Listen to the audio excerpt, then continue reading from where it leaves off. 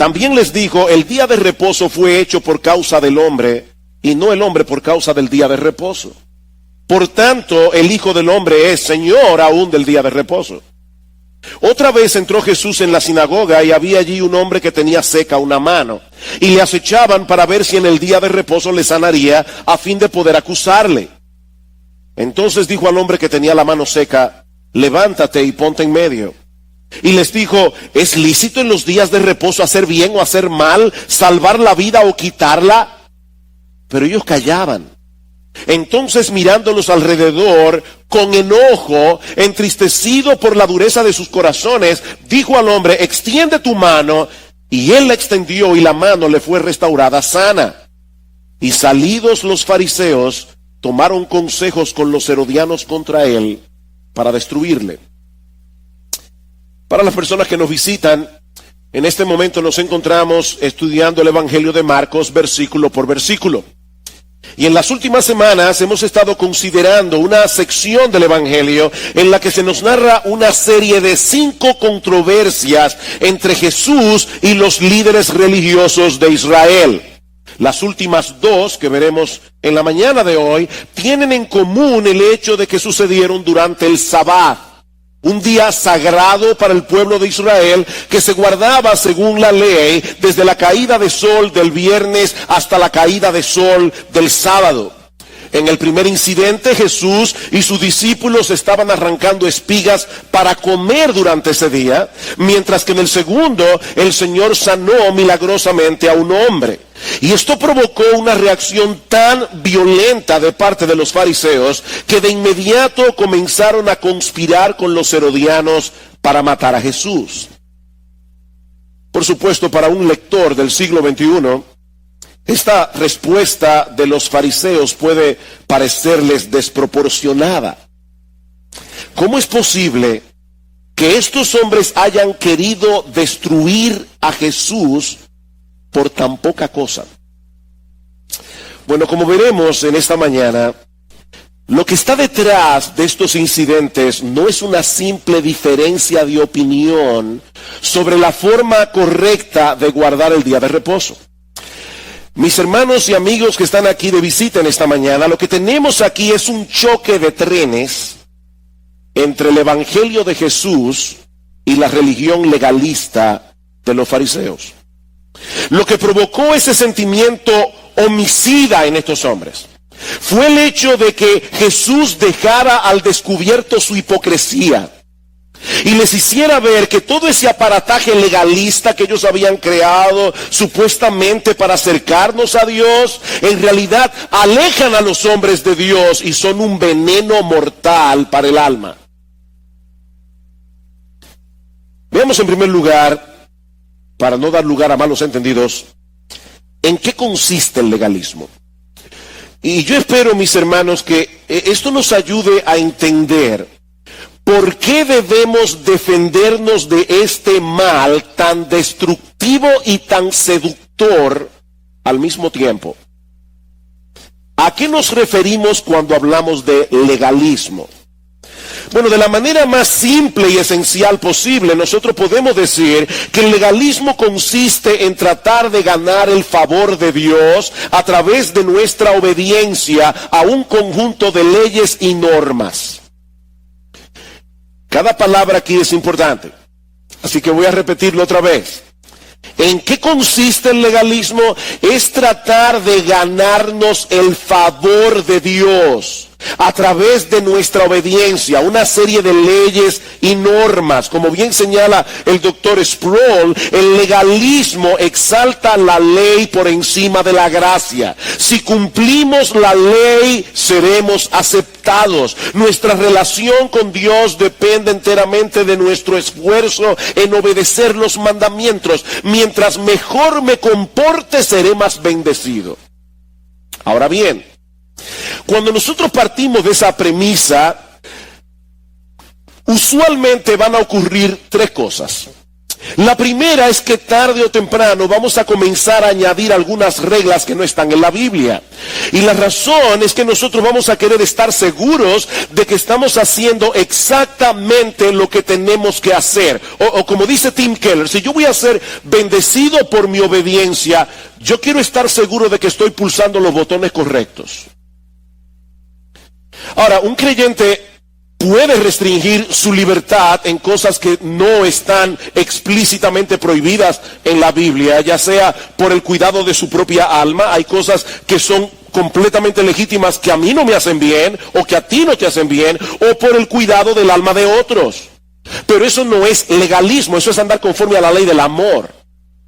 Y eso lo veíamos recientemente cuando Marcos hablaba acerca de la libertad cristiana. El énfasis descuidado de la libertad cristiana es el amor. El problema del legalista es que presupone que su obediencia es la base de su aceptación en la presencia de Dios. Lo próximo que va a suceder muy probablemente es que vamos a ponerle más atención al aspecto externo del mandamiento que al corazón de la ley. Eso es lo segundo. Vamos a añadir reglas a la ley y vamos a perder de vista el corazón de la ley por la letra de la ley. Ese es un aspecto esencial del legalismo. El legalista está más preocupado por la forma que por el fondo. ¿Saben por qué? Porque a final de cuentas es mucho más fácil conformarse a un conjunto de reglas externas que lidiar con los problemas del corazón. ¿Recuerdan el Señor hablándole a los fariseos en Mateo 23? En ese duro discurso del Señor. Dice en una parte: ay de vosotros, escribas y fariseos hipócritas, porque diezmáis la menta, el eneldo y el comino. Ustedes, cuando van a diezmar, ustedes se cuidan de estar absolutamente seguros de que dieron exactamente la proporción que debían dar en cada uno de esos renglones. El problema, dice Jesús, es que ustedes dejan lo más importante de la ley: la justicia, la misericordia y la fe. Esto era necesario hacer sin dejar de hacer aquello. Y Cristo les dice: ¿saben qué es lo que son ustedes? Ustedes son ciegos que cuelan un mosquito y se tragan un camello. Hay personas que dicen que Jesús nunca se rió. Pero yo no sé, la Biblia no dice si Jesús se rió o no, pero él tenía sentido del humor. Yo me imagino a las personas que estaban ese día ahí diciendo... O sea, los fariseos eran tan meticulosos con el asunto de la ley que ellos tomaban el vino con los dientes cerrados. No vaya a ser cosa que en el lagar donde se pisaron las uvas hubiera caído algún insecto prohibido por la ley. Ellos colaban el mosquito, pero se tragaban un camello. Estos hombres le añadieron un conjunto de reglas a la ley de Dios, pero escuchen, hermanos, no para amplificarlas. Y eso es lo que muchas personas piensan de legalista, que amplifican la ley de Dios. No, mis hermanos, la razón por la que los fariseos le añaden reglas a la ley no es para amplificarla, es para hacerla más manejable. Ese es el problema, porque es mucho más fácil apegarse a un conjunto de reglas externas, como el diezmo, por ejemplo, que obedecer la intención de la ley. Déjenme ponerles un ejemplo. ¿Cuál es el segundo mandamiento más importante de la ley? Amarás a tu prójimo como a ti mismo. Bueno, ¿qué implica eso? Alguien ha dicho muy sabiamente que eso significa, entre otras cosas, que nosotros debemos cubrir las necesidades de los demás con todo el gozo, todo el entusiasmo, toda la rapidez, todo el ingenio, toda la creatividad y toda la diligencia con la que cubrirás tus propias necesidades. Ese es el parámetro. Ama a tu prójimo como a ti mismo. ¿Tú quieres ganarte el favor de Dios a través de tu obediencia? Eso es lo que tú debes hacer cada minuto de cada día. Por supuesto, el que realmente entiende la demanda de la ley pronto se va a dar cuenta que es muchísimo más fácil dejar de hacer algunas cosas, comenzar a hacer otras cosas, que amar al prójimo de ese modo. Es muchísimo más fácil. La tercera consecuencia lógica del legalismo es el orgullo. Es el orgullo. Es por eso que el legalismo resulta tan atractivo a pesar de ser tan opresivo. El legalismo es atractivo porque apela al orgullo humano. apela al orgullo humano. El legalismo produce soberbia y el legalismo produce desprecio. Los legalistas se enorgullecen de sus estándares y desprecian a todos los que viven por un estándar diferente. Ellos hacen de sus reglas una ley universal y luego quieren imponérselas a todo el mundo, en cualquier situación, en cualquier circunstancia. Sus reglas vienen a ser en la práctica la tabla de evaluación para determinar la condición espiritual de los demás. Y no solamente eso, sus propias reglas se convierten en la base de su identidad. ¿Oyeron eso, hermanos? Sus reglas se convierten, sus tradiciones se convierten en la base de su identidad. Un legalista se sentiría perdido sin sus reglas y tradiciones, porque no sabría a qué atenerse. Él prefiere que le den una lista de sí y no que le digan que debe amar a Dios y que debe amar al prójimo. Él define su vida sobre la base de lo que hace y de lo que deja de hacer. Con esto en mente, ahora podemos entender mejor qué fue lo que sucedió en estos incidentes que encontramos en Marcos capítulo 2 y al principio del capítulo 3. Vean conmigo una vez más, Marcos 2:23. Aconteció que al pasar él por los sembrados un día de reposo, sus discípulos andando comenzaron a arrancar espigas. Entonces los fariseos le dijeron: mira, ¿por qué hacen en el día de reposo lo que no es lícito? Traten, mis hermanos y amigos que están aquí en esta mañana, traten de imaginar esta escena. Jesús caminando con sus discípulos en medio de un campo de trigo. Yo no sé cuántos de ustedes vieron la película Gladiador, pero esto es como la última escena de Gladiador. Este individuo pasando por este trigal, eso es hermosísimo. Jesús caminando por un campo de trigo, conversando con sus discípulos, arrancando espigas para comer. Seguro que estaban pasando un tiempo sumamente placentero hasta que llegó la Gestapo de la santidad. Los fariseos, los máximos representantes del legalismo en aquellos días, y reprenden al Señor porque supuestamente estaban violando el cuarto mandamiento. En Génesis capítulo 1 y 2, nosotros vemos que Dios hizo todas las cosas en 6 días y el séptimo día reposó. Y de esa manera Dios dejó establecido un patrón para el hombre: 6 días de trabajo, un día de descanso. Ese es el patrón que nosotros encontramos en el cuarto mandamiento del Decálogo. 6 días trabajarás y harás toda tu obra, mas el séptimo día es reposo para Jehová tu Dios. Debemos apartar ese día para renovar nuestras fuerzas físicas, para tener un tiempo de deleitosa comunión con Dios sin los impedimentos propios del resto de la semana. Así que el día de reposo estaba supuesto a ser un tiempo de restauración física y restauración espiritual. Pero para los doctores de la ley eso no era suficiente. Ahora ellos comienzan a pensar cuáles son aquellas cosas que nosotros podemos considerar como un trabajo y que deben ser prohibidas en el día de reposo. Y fueron tan detallados en sus respuestas que terminaron añadiendo 39 prohibiciones con un montón de acápites de cosas que no se podían hacer durante ese día. Por ejemplo, es obvio que si no se puede trabajar en el tiempo, ¿verdad?, de Israel, pónganse en una sociedad agraria, ¿verdad? Si no se puede trabajar en el día de reposo, no se puede sembrar en el día de reposo. Eso no solamente, decían los doctores de la ley, eso no solamente incluye la semilla, poner la semilla en la tierra, sino también regar, podar, fertilizar, etcétera. Pero ¿qué sucede si tú estás comiendo en el patio de tu casa y se te cae una semilla del plato y la semilla germina? ¿O qué sucede si estás bebiendo algún líquido y accidentalmente se derrama sobre el pasto? ¿No podemos considerar esto como regar la tierra? Bueno, para evitar esa violación del cuarto mandamiento, los rabinos prohíben comer y beber en el patio de la casa durante el día de reposo. Si te encuentras un insecto en una gaveta, al cerrarla debes dejar el espacio suficiente para que el insecto pueda escapar vivo, porque no se puede cazar en el día de reposo. No se puede usar dientes postizos en el día de reposo porque eso es llevar carga. De hecho, los rabinos aún habían determinado la cantidad de pasos que tú podías dar en el día de reposo, exactamente 1999 pasos, y ni uno más, porque no se puede viajar durante el día de reposo. Es por eso que en la Biblia se usa esa locura de mandamiento como una medida de distancia. Dice, a la distancia de un día de reposo. Hechos 1:12. Son 1999 pasos.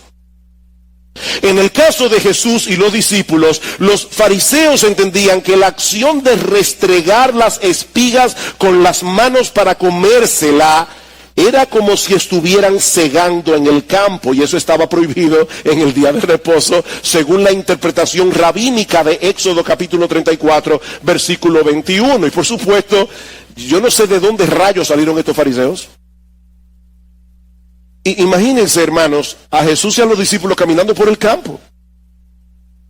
Mi papá nos decía que cuando él vivía en Palestina, todavía, yo no sé ahora, pero cuando él vivía allá, los campos no tenían verjas. Porque según la ley de Dios, tú puedes entrar en el campo de un vecino y comer todo lo que tú necesites comer si tienes hambre. Lo que tú no puedes es sacar un camión de frutas del campo del vecino, pero tú puedes comer todo lo que tú puedas. Deuteronomio capítulo 23, versículos 24 y 25. Eso es perfectamente legítimo, eso estaba contemplado en la ley. Pero de repente aparecen de la nada estos fariseos como esas patrullas de carretera que están ahí al acecho para los conductores que violan el límite de velocidad. Noten el versículo 24. Entonces los fariseos dijeron, mira, y esa es una expresión que podemos traducir, ajá. Esa es la idea, te atrapé. Ellos estaban allí con el radar, esperando que Jesús hiciera algo indebido para poder acusarlo. En la mente de estos fariseos era mejor que Jesús y los discípulos pasaran hambre y no que violaran la regla. Las reglas están por encima de las personas. Están por encima del bienestar de las personas. Y eso lo veremos más claramente en el segundo episodio, en el capítulo 3. Ahora, ¿cómo enfrentó Jesús esta acusación de los fariseos? Y mis hermanos, esta es la parte más importante de este pasaje. Porque no solamente vemos a Jesús reaccionando en contra del legalismo y descubriendo la verdadera cara del legalismo, sino también presentando una alternativa completamente diferente. Versículo 25. Pero él les dijo, ¿nunca leísteis lo que hizo David? Yo me imagino la molestia que ese tipo de preguntas tiene que haber ocasionado en el corazón de los fariseos. Ellos eran los expertos en la Biblia. Ellos aparentemente conocían muy bien la Biblia, se apegaban a la Biblia. Y el Señor les dice, ¿es que ustedes nunca leyeron lo que dice en la Biblia?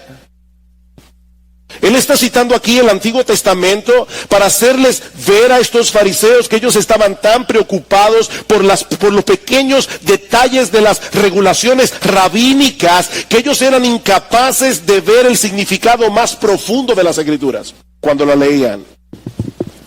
¿Nunca leísteis lo que hizo David cuando tuvo necesidad y sintió hambre, él y los que con él estaban? ¿Cómo entró en la casa de Dios siendo Abiatar sumo sacerdote y comió los panes de la proposición, de los cuales no es lícito comer sino a los sacerdotes, y aún dio a los que con él estaban? Este es un pasaje sumamente pertinente, porque la historia que se narra en Primera de Samuel capítulo 21, los versículos 1 al 6, ocurrió muy probablemente en sábado. David llega con un pequeño grupo de hombres a la aldea de Nob, huyendo del rey Saúl. Tenían muchísima hambre y le pregunta al sacerdote si podía darles algo de comer. El sacerdote le responde que lo único que él tiene disponible son los panes de la proposición. Eran 12 panes que se ponían en la mesa, se cambiaban cada sábado y representaban la presencia del Dios que suple a las 12 tribus de Israel. Eran panes sagrados, eran panes que según la ley de Moisés solo podían comer los sacerdotes. Nosotros creemos que este incidente ocurrió en sábado porque en Primera de Samuel dice que los panes estaban calientes. Así que probablemente los acababan de poner. Ahora, ¿cuál es, mis hermanos, el punto de la historia? que las leyes ceremoniales del Antiguo Testamento no estaban por encima de las necesidades humanas. Ese es el punto.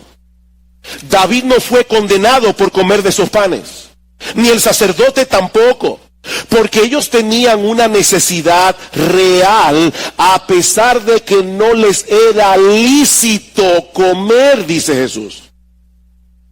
Y esa palabra es importante, porque ¿cuál fue la acusación de los fariseos?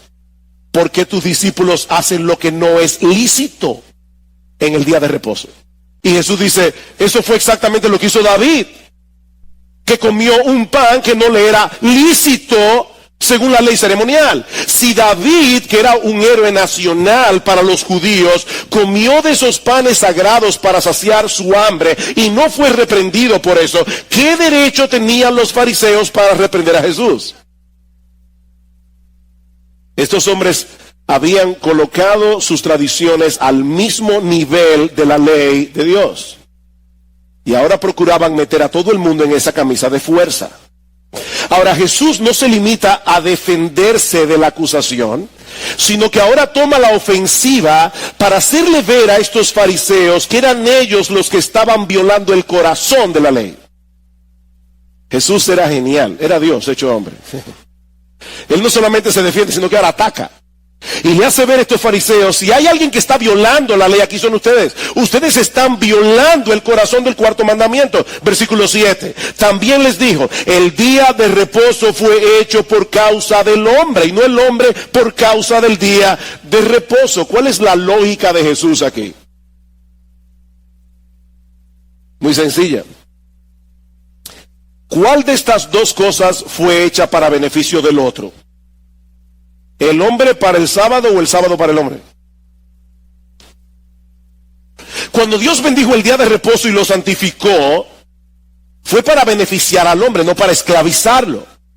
Pero todas estas regulaciones minuciosas que los rabinos le habían añadido al cuarto mandamiento, habían convertido el día de reposo en una carga insoportable y no en una bendición. En otras palabras, ellos le habían robado al día de reposo su verdadero propósito, que era promover el bienestar físico y espiritual del hombre. Así que mis hermanos, escuchen muy bien, Jesús no está anulando ese día. Si nosotros vemos el día de reposo como una bendición, ¿por qué Jesús lo iba a anular? ¿Por qué Jesús nos iba a quitar esa bendición? No, Jesús le está devolviendo al día de reposo su propósito original.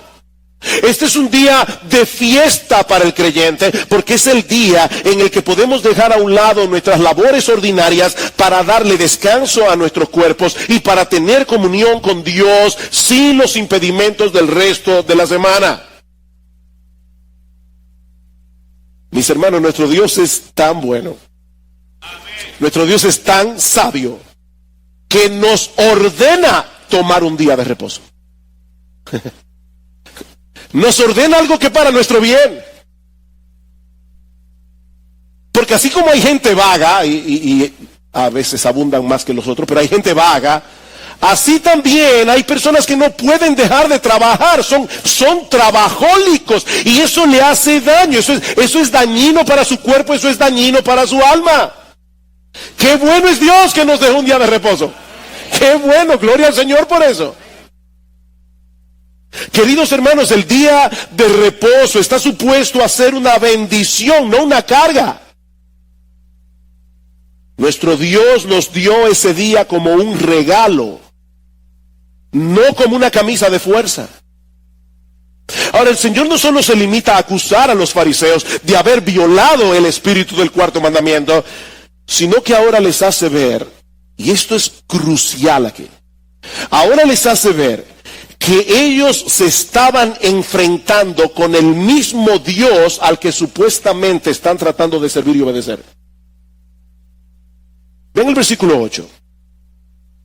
Por tanto, el Hijo del Hombre es Señor aún del día de reposo.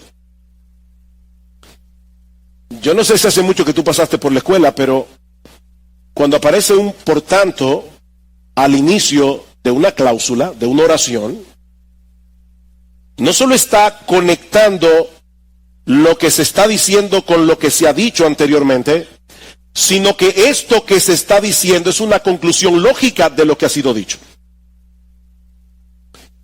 ¿Cuál es entonces la conexión entre el versículo 7 y el versículo 8? Porque Jesús dice, por tanto, el Hijo del Hombre es Señor del día de reposo. Lean otra vez el versículo 7. 27. También, están atentos, qué bueno. También les dijo, el día de reposo fue hecho por causa del hombre. La pregunta es, ¿fue hecho por quién? ¿Quién es el creador del día de reposo? ¿Fueron los fariseos los que se inventaron ese día? Por supuesto que no. El día de reposo fue hecho por Dios para beneficio del hombre. Ahora Cristo dice, por tanto, el Hijo del Hombre, es decir, Jesús, es Señor del día de reposo. Lo que él está diciendo es, ya que el día de reposo fue creado por Dios, entonces yo soy Señor del día de reposo porque yo soy Dios. Yo soy el Señor del día de reposo. Yo soy el Dios encarnado. El Señor ha usado anteriormente esa misma expresión para referirse a sí mismo, si recuerdan, en el capítulo 2, versículo 10, cuando perdonó al paralítico de sus pecados. Dice en el capítulo 2 de Marcos, que estudiamos hace varias semanas atrás, pues para que sepáis que el Hijo del Hombre tiene potestad en la tierra para perdonar pecados, dijo al paralítico, a ti te digo, levántate, toma tu lecho y anda. Y una de las cosas que vimos cuando estudiamos ese pasaje es que al perdonar pecados, Jesús estaba asumiendo la postura de Dios. Cuando nosotros pecamos, nuestros pecados son contra Dios. Y por lo tanto solo Dios puede perdonarlos. Cuando Jesús le dice al paralítico, yo te perdono tus pecados, Él está asumiendo la posición de Dios. Pero ¿cómo se llama Jesús a sí mismo? El Hijo del Hombre. El Hijo del Hombre. Y ahora está diciendo que ese Hijo del Hombre, Él, no solo tiene autoridad para perdonar pecados, sino que también tiene autoridad sobre el día de reposo, porque Él fue que lo creó. Los fariseos ni nadie podían saber mejor que Jesús lo que era lícito o ilícito hacer en ese día o en cualquier otro día, porque Él es la autoridad suprema del universo. Él es nuestro creador y nuestro legislador. Así que la alternativa de Jesús al legalismo no es deshacerse de la ley moral de Dios. La alternativa de Jesús es que nos sometamos a su autoridad. Es rendirnos a Él como el Señor de nuestras vidas. Un Señor que usa su autoridad, incluyendo el hecho de darnos su ley moral, para hacernos bien, no para amargarnos la vida. Mis hermanos, estos dos paradigmas de obediencia son completamente distintos, el de Jesús y el de los fariseos. Ellos obedecían para ser aceptados por Dios. Ellos obedecían para ganarse el favor de Dios. El creyente obedece por gratitud, porque sabe que ya ha sido aceptado por ese Dios infinitamente bueno, por ese Dios lleno de gracia únicamente por medio de la fe. Imagínate a dos personas tratando de guardar el día de reposo. Uno porque quiere convencer a Dios de que lo bendiga. El otro porque sabe que ha sido abundantemente bendecido sin merecerlo. Uno para ganarse el favor de Dios. El otro porque sabe que ha sido favorecido. Para el primero, el día de reposo va a ser una carga. Para el segundo va a ser una fiesta. Va a ser una celebración. Este paralítico que fue perdonado por Jesús no había hecho nada para merecer esa declaración de descargo total de todos sus pecados. Fue un perdón de pura gracia, porque así de bueno es el Señor. Ahora noten, Él es Señor. Él tiene suprema autoridad, pero Él la ejerce para nuestro bien.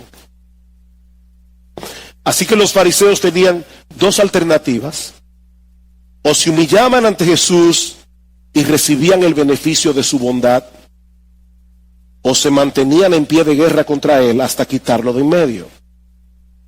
Y lamentablemente ellos optaron por esa segunda opción, y eso nos lleva a nuestro tercer y último encabezado. Ya nosotros vimos el problema del legalismo, ya vimos la respuesta de Jesús. Veamos ahora finalmente la relación de animadversión mutua entre Jesús y el legalismo. La relación de animadversión mutua entre Jesús y el legalismo. Capítulo 3, versículo 1 y 2. Otra vez entró Jesús en la sinagoga, es decir, que era sábado. Las sinagogas eran los lugares donde los judíos se reunían cuando estaban lejos del templo para adorar a Dios, para leer su palabra, para alabar a Dios. Dice, entró Jesús en la sinagoga y había allí un hombre que tenía seca una mano. Él no podía mover la mano, y Lucas aclara que era su mano derecha. Este hombre tenía un gran problema. Y le acechaban los fariseos, obviamente, para ver si en el día de reposo le sanaría, a fin de poder acusarle. Según las leyes rabínicas, se podía sanar a un hombre en sábado siempre y cuando su vida corriera peligro. Era la única excepción en la que se podía sanar a un hombre en sábado. Pero si la vida de ese hombre no corría peligro, aunque estuviera enfermo, él no debía ser sanado en ese día, porque eso sería violar el día de reposo. ¿Ven, hermanos, cómo otra vez las reglas están por encima de las personas? Ellos sabían que sanar a este hombre era hacerle un bien, pero ese bien no podía ser hecho en el día de reposo. Sánalo en cualquier otro día, pero no hoy. Este es un día demasiado sagrado.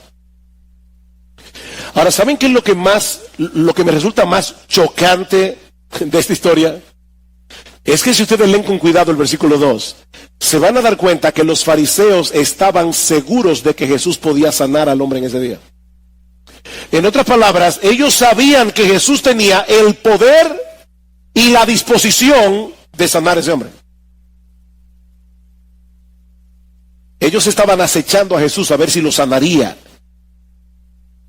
Pero en vez de postrarse ante él en adoración, reconociendo su poder y su bondad, ellos están allí locos de que Jesús mostrara su compasión para poder acusarle.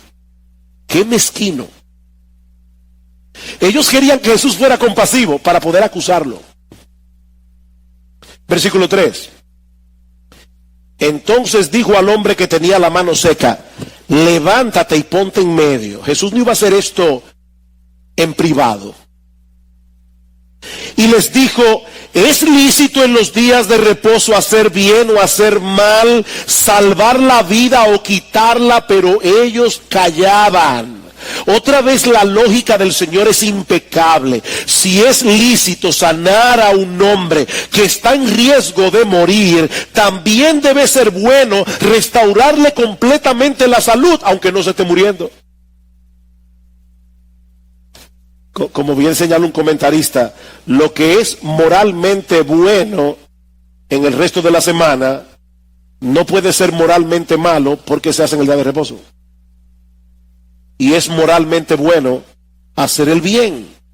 Así que Jesús no estaba desobedeciendo a Dios, sino más bien cumpliendo el corazón del mandamiento. Mis hermanos, ¿cuáles son los dos mandamientos más importantes? Amarás al Señor tu Dios con todo tu corazón, con toda tu alma, con toda tu mente, con todas tus fuerzas, y amarás al prójimo como a ti mismo. Mateo 22, 36 al 40. Y eso es precisamente lo que el Señor está haciendo aquí. Él está amando al Padre al mostrar su carácter misericordioso y compasivo, y Él está amando a este hombre al librarlo de su enfermedad.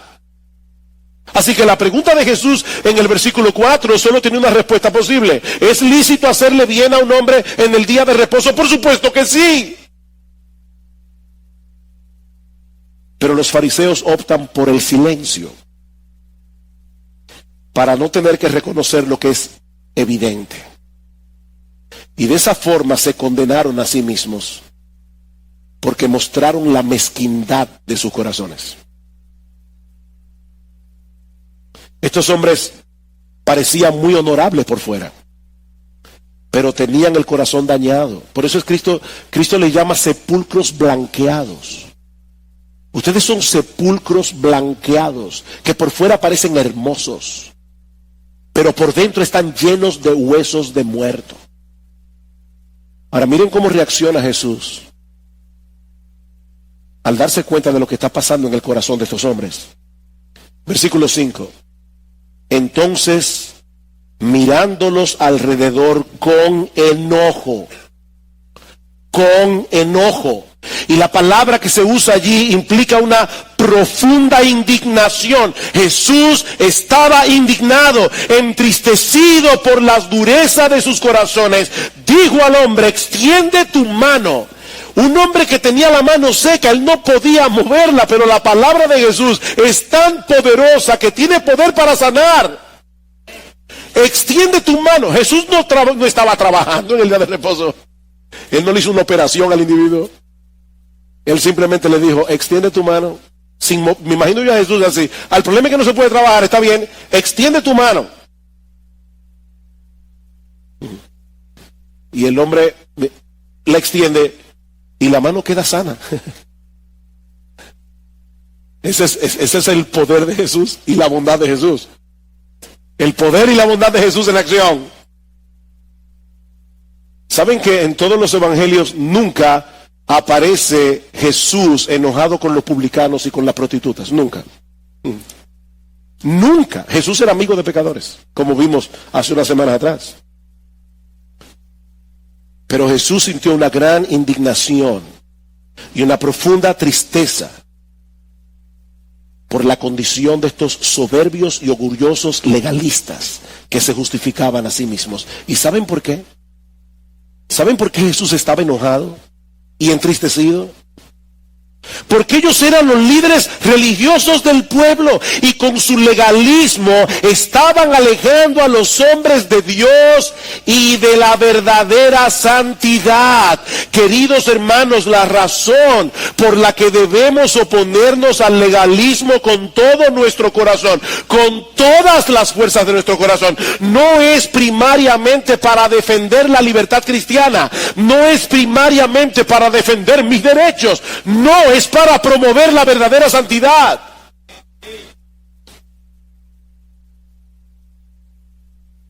La Biblia dice claramente que los cristianos deben ser santos, porque nuestro Dios es santo. Primera a los Corintios capítulo 6 versículo 19: porque habéis sido comprados por precio, por tanto glorificad a Dios en vuestro cuerpo y en vuestro espíritu, los cuales son de Dios. Nosotros tenemos que ser santos por dentro y por fuera. Primera Tesalonicenses 5:22: absteneos de toda especie de mal. Primera de Pedro capítulo 2 versículo 12: amados, yo os ruego como extranjeros y peregrinos que os abstengáis de los deseos carnales que batallan contra el alma. Los cristianos deben ser santos. Los cristianos no deben amoldarse a este mundo. Pero saben que el legalismo no produce eso. Ese es el problema. El legalismo no produce santidad. El legalismo se convierte en un estorbo porque nos mueve a conformarnos a un conjunto de reglas externas que no producen un cambio en el corazón.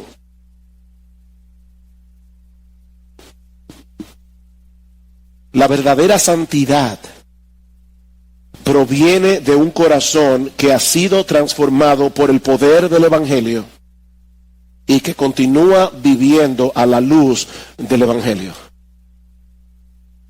Porque el amor de Cristo nos constriñe, según a los Corintios 5:14. El amor de Cristo nos presiona, pensando esto, que si uno murió por todos, luego todos murieron y por todos murió, para que los que viven ya no vivan para sí, sino para aquel que murió y resucitó por ellos. Hermanos, somos salvos por gracia, aceptados por gracia, bendecidos por gracia, y ahora somos llamados a vivir a la altura de lo que somos, amparándonos diariamente en el poder de esa gracia.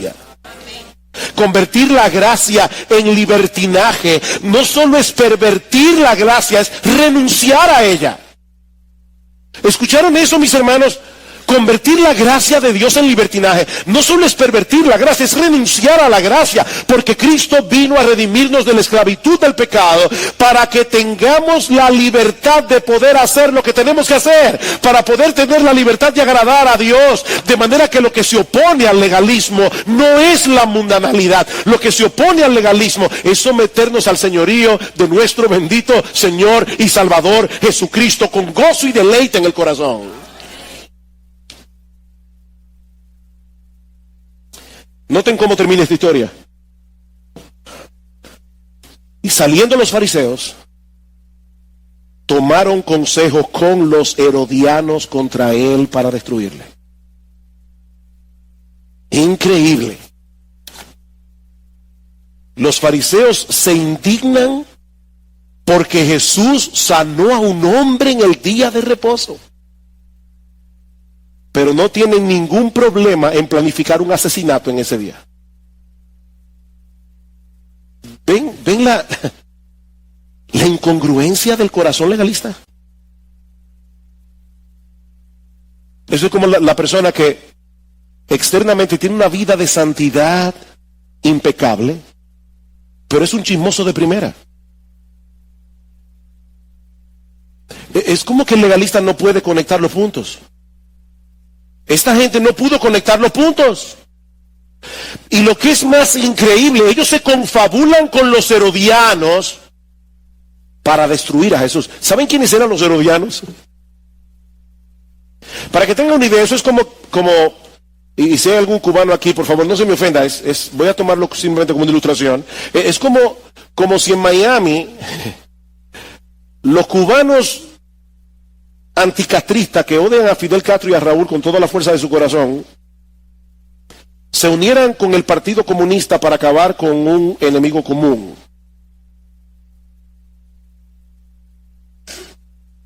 ¿Quiénes eran los herodianos? Los herodianos eran israelitas que apoyaban fervientemente el gobierno de Herodes, uno de los reyes más corruptos que había tenido Israel en toda su historia. Ahora, Herodes no solamente representaba el poder de Roma sobre Israel, sino también el sistema cultural greco-romano, que era muy liberal, muy pagano, muy inmoral. Un sistema que el imperio romano trataba de imponer sobre los países conquistados. Así que los fariseos representaban los valores tradicionales de Israel, mientras que los herodianos representaban el ala más pagana, el ala más inmoral, el ala más indecente, el ala más liberal de Israel. Pero aquí lo vemos confabulando juntos para matar a Jesús.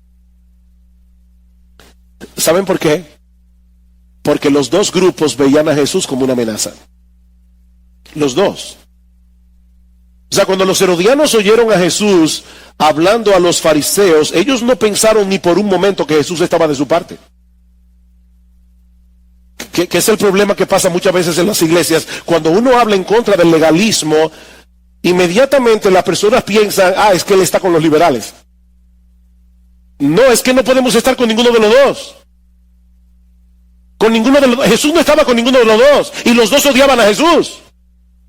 Los fariseos no pensaron que Jesús les estaba dando la razón. Es obvio que si Jesús es el Señor de nuestras vidas, no podemos amoldarnos al espíritu de la época y a los valores de este mundo como pretendían los herodianos. Así que, hermanos, a final de cuentas, el legalismo y la mundanalidad tienen el mismo problema.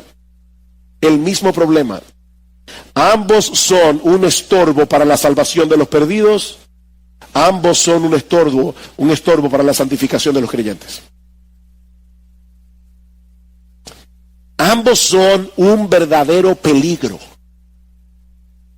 del que podemos librarnos únicamente predicándonos el Evangelio cada día. Vayan conmigo un momentito a Colosenses capítulo 2. Pablo tuvo que lidiar con este problema cuando escribió la carta a los Colosenses.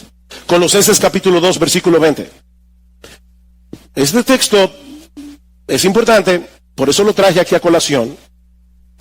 Versículo 20, pues si habéis muerto con Cristo en cuanto a los rudimentos del mundo, ¿por qué, como si vivieseis en el mundo, os sometéis a preceptos tales como no manejes, no gustes, ni aun toques, en conformidad a mandamientos y doctrinas de hombres?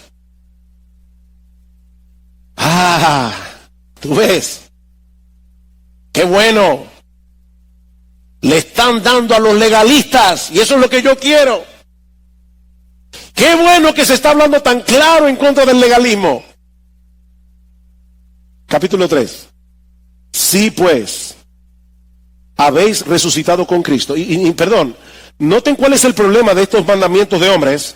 Dice, cosas todas que se destruyen con el uso. Tales cosas tienen a la verdad, versículo 23, cierta reputación en sabiduría, en culto voluntario, en humildad.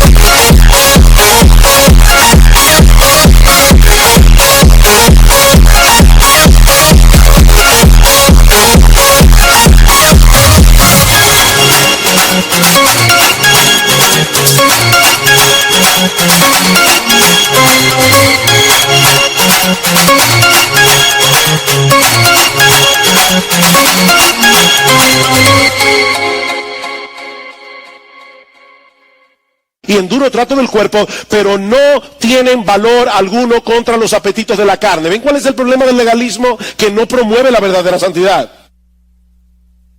Y ahora dice el Señor, dice Pablo, inspirado por el Señor, si pues habéis resucitado con Cristo, buscad las cosas de arriba, donde está Cristo sentado a la diestra de Dios. Poned la mira en las cosas de arriba, no en las de la tierra, porque habéis muerto y vuestra vida está escondida con Cristo en Dios. Cuando Cristo, vuestra vida, se manifieste, entonces vosotros también seréis manifestados con Él en gloria. Haced pues morir lo terrenal en vosotros.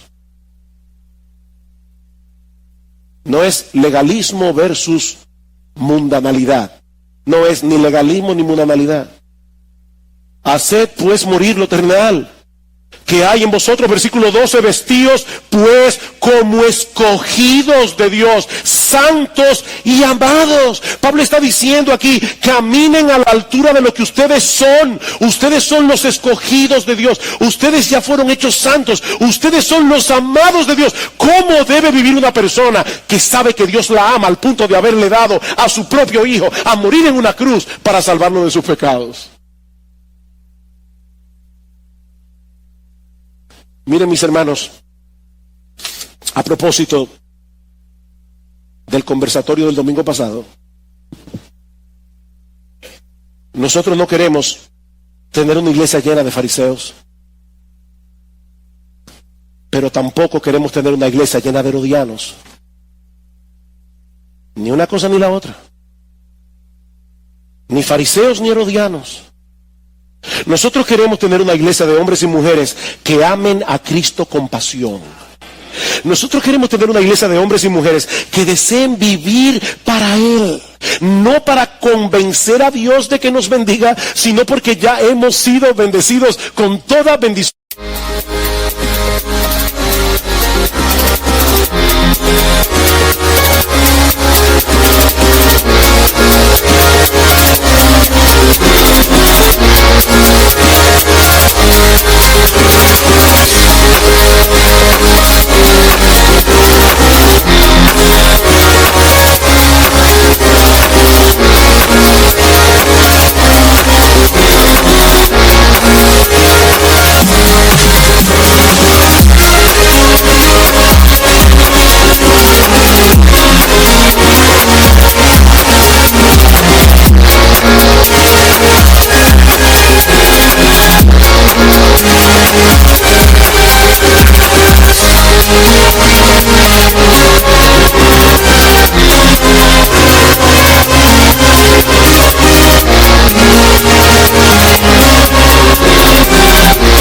posición espiritual en los lugares celestiales en Cristo Jesús, habiendo sido predestinados por Dios desde antes de la fundación del mundo para ser los recipientes de su gracia. Nosotros queremos una iglesia de hombres y mujeres que entiendan el Evangelio y vivan a la altura del Evangelio, como es digno del Evangelio. Y si tú estás aquí sin Cristo, mi amigo, yo espero que tú hayas podido ver que la enseñanza de este pasaje es vital para ti, sin importar de qué lado de la verja estás. Si del lado de los religiosos legalistas o del lado de los que no tienen ninguna religión. Mi amigo, el problema de ambos grupos es que se encuentran en el lado opuesto de donde está Jesús.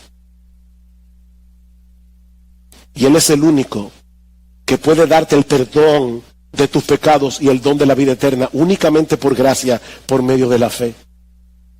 ¿Saben que muchos rechazan el cristianismo bajo el alegato de que la iglesia está llena de hipócritas? ¿Han oído eso? Si me dieran $1 por cada vez que yo haya oído esa acusación en los 38 años que tengo siendo creyente, yo sería millonario. La iglesia está llena de hipócritas. Bueno, si es esta excusa, déjame decirte algo en amor.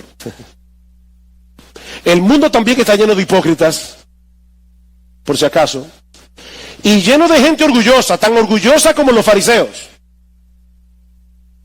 Porque el orgullo es una avenida que trabaja de doble vía.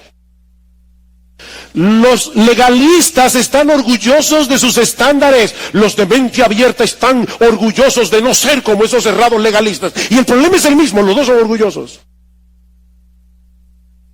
Y hay hipocresía en ambos lados. Pero por otro lado, no es verdad que la iglesia está llena de gente hipócrita. Tú no conoces el corazón de las personas. Tú no conoces el corazón. Hay personas que están luchando, amparados en la gracia de Dios para servir a Cristo y ser fieles a Él. Ahora, ¿sabes qué? Si aún fuera verdad que todas las iglesias, todas, incluyendo IBCJ, están llenas de hipócritas, eso no elimina la realidad de que tú tienes un grave problema con la justicia de Dios por causa de tus pecados. Algún día tú te vas a presentar delante de Dios, en el tribunal de Dios. Y dice la Biblia que todas las cosas están desnudas y abiertas a los ojos de aquel a quien tenemos que dar cuenta. La iglesia puede estar llena de hipócritas y esa no va a ser una excusa que Dios va a aceptar en aquel día en su tribunal. Después de todo, Jesús no fue un hipócrita. Y yo te estoy predicando a Jesús. A Jesús como Salvador, como el único que puede salvarte de tu condición. Así como Jesús le dijo a ese hombre, extiende tu mano, y la mano que estaba seca, muerta, inmóvil, fue sanada. Mi amigo, Jesús tiene poder en esta mañana para darte un corazón nuevo. Jesús tiene poder en esta mañana para darte un corazón de carne en vez de un corazón de piedra. Él puede hacer eso ahora. Él tiene poder. Él tiene poder para darte fe, Él tiene poder para darte arrepentimiento, Él tiene poder. ¿Sabes una cosa, mi amigo?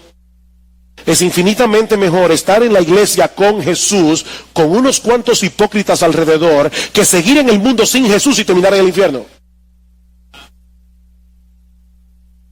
Es mejor estar en la iglesia con Jesús, aunque sea rodeado con algunos hipócritas, que seguir en el mundo sin Jesús y terminar en el infierno. Ven a Cristo, mi amigo. Ven a Cristo. Él sigue siendo un poderoso Salvador. Él sigue siendo bueno, misericordioso, compasivo. Las puertas de la salvación están abiertas hoy de par en par para todo aquel que viene a Cristo en arrepentimiento y fe.